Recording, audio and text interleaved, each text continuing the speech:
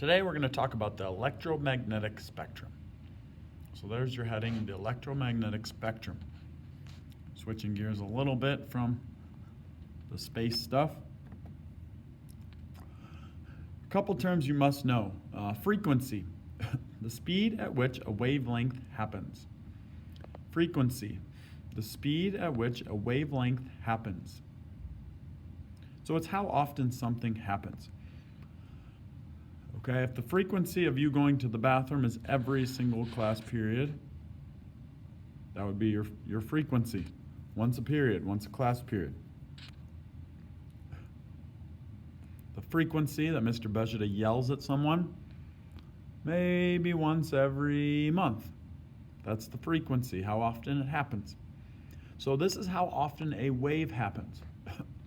how quick one whole wave happens.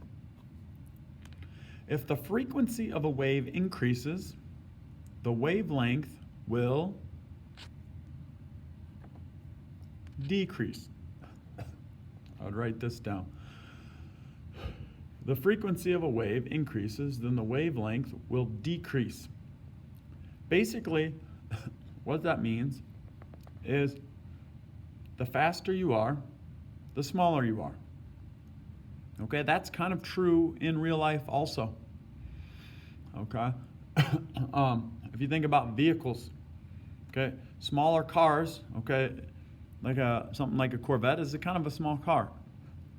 Okay, it's going to go faster than a big semi truck. Okay, people. If you watch the Olympics, okay, the sprinters, the 100-meter champions, the good ones, they're all fairly small. Okay, you're not going to see someone who's 300 pounds winning the Olympics in the 100-meter dash because that takes way more energy to move that. So usually with waves, they're going to be big and slow, or they're going to be small and fast. You don't need to write anything, but high frequency equals short wavelength. You don't need to write anything. But the electromagnetic spectrum is arranged from low to high frequency. Doesn't show up very well there. There we go. So why don't you say components of the electromagnetic spectrum? We'll do a couple, and then we'll call it good. So we are starting on the spectrum with big and slow, and we're going to work our way to small and fast. We're going to start with radio waves. These have the lowest frequency, meaning they're slow, but they're big. Radio waves are not actually sound waves, but they can be converted to sound waves.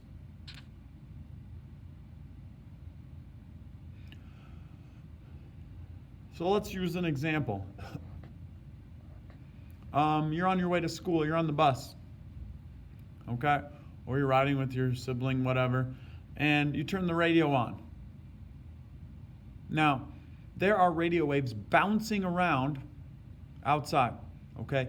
Each radio station buys a frequency, okay? So like, if you like to listen to 103.7 The Crow, that radio station bought the frequency 103.7 megahertz,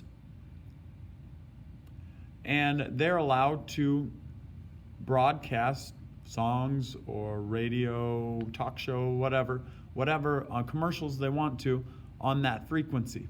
And if you tune into that frequency in your car, if you turn on 103.7, your antenna will pick up the waves that are bouncing around outside, convert it to sound waves in your radio, and then it'll shoot out the sound waves, the song or whatever it is. So there are radio waves bouncing around. If you turn it from 103 to 7 and you turn it to 102.7, you're changing the frequency that your radio is picking up. So you're changing the size and speed of the wavelengths that you're picking up.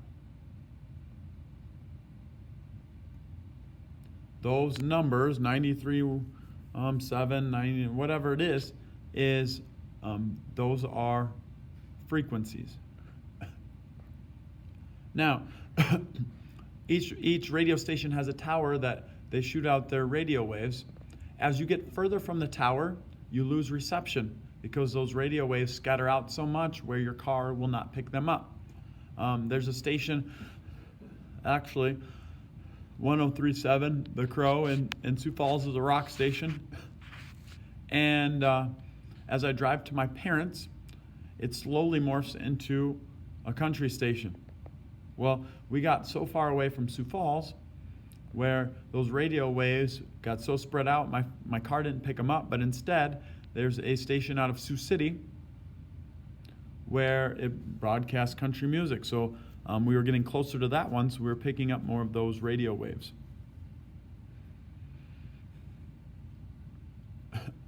So those radio waves are the biggest, slowest waves out there. They're bouncing around, huge. That's a good start. We will continue on with more waves tomorrow.